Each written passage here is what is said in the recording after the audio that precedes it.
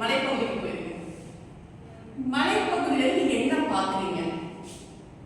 என்ன பாக்குறீங்க? மலைப்பகுதியில பசுமையான செடிகள், பசுமையான செடிகள், அப்புறம் நீர்நிலைகள், அப்புறம் நகர்ந்து செல்லக்கூடிய மேகங்கள், அருமை. அப்புறம் குளிர்ந்த காற்று, அப்புறம் வெண்புகையுடைய நீர்வீழ்ச்சி, குரங்குகள், யானைகள், வளைந்து நெளிந்த சாலைகள், குயிலின் ஓசை. அப்படியே மெதுவா அப்படி கீழே வந்து அடிவாரம் வந்துருச்சு. அடிவாரம் வந்து அங்க நீங்க என்ன பாக்குறீங்க? வாகனங்கள், தென்னை மரம், காடுகள் நிறைந்த பகுதியை பாக்குறீங்களா? அங்க நிறைய ஆடுகள், மாடுகள் நிறைந்த நிலைப்பகுதியை பாக்குறீங்களா? அங்கிருந்து ஒரு தள்ளி போகும்போது பசுமையான வயல்வெளிகள் வருதா? காவேரி ஆறு வருதா? அங்க இருக்கக்கூடிய விவசாயிகள் பாக்குறீங்களா? உழவர்களை பாக்குறீங்களா? அங்க நாட்டு நடுவில் தெரியுது அவங்களுக்கு. அப்படியே கற்பனை பண்ணி பாருங்க, உங்க கண்ணோட்டத்தை எப்படி இருக்குன்னு கொஞ்சம் பாருங்க.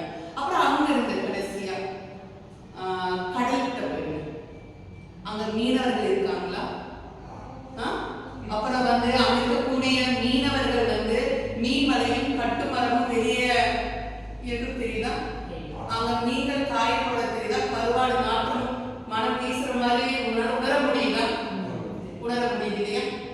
அதுக்கப்புறம் அதெல்லாம் இருக்கு. அடுத்து வந்து மரப்பாங்கன்னு இடத்துக்கு போயிருக்கு. அந்த இடம் எப்படி இருக்கு? நீங்க பார்த்த மலை குன்றுகள், காடுகள், வயல்கள், கடல்கள் இருக்கிற பகுதியா தெரியுதா? அந்த வறண்ட பகுதி இல்ல. அது பார்த்துட்டு காணல் நீர் ஒண்ணுமே இல்லாத ஒரு வறண்ட இடத்துல ஒரு பாலைவனம் நம்ம எப்படி இருக்கும்? உங்களால ஃபீல் பண்ண முடியுதுங்களா? உணர முடியுதா? அதிகமான வெப்பம், தண்ணீர் தாகம், வலுவிழந்த விலங்குகள், காகங்கள், பருந்துகள், கழுகுகள் தெரியுதா? எலும்புக்கூடுகள் தெரியுதுங்களா? இப்ப நீங்க கண்டுக்கலாம். அப்போ இந்த உலகம் எத்தனை வகையால் ஆனது? அதாவது நிலப்பகுதி உலகில் 5 வகைகளால் ஆனது.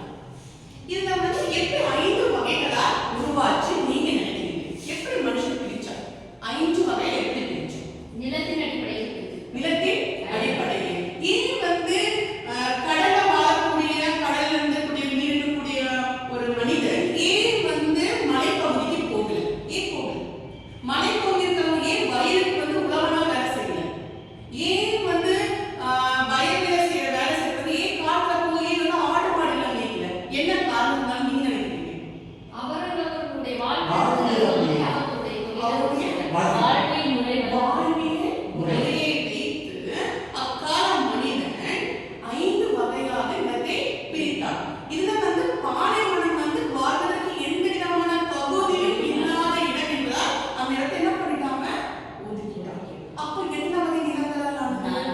4 வகை நிலங்களால் ஆனது. இப்போ நம்ம பார்க்க போற தலைப்பு என்ன? நானிலம் படைத்தவன்.